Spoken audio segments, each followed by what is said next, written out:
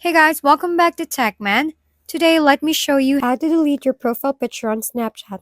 So I just opened Snapchat, and let's be honest, sometimes you look at your profile picture and think, yeah, that version of me needs to go. Maybe it's outdated, maybe it's just not the vibe anymore. Either way, here's what I do. I tap my profile icon in the top left, then head into my public profile. From there, I hit the little pencil icon to edit things. Snapchat loves hiding important stuff behind tiny icons. By the way, once I'm in, I tap the pencil next to my profile picture, and there it is. One more tap, and I choose delete existing photo. Instantly gone. No dramatic goodbye, just erased from existence.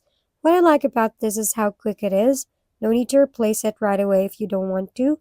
Quick tip though, if your profile feels a bit empty after, you can always come back later and set something better. Reinvention, right?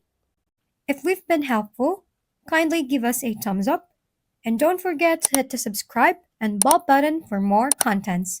For any questions and suggestions, comment down below.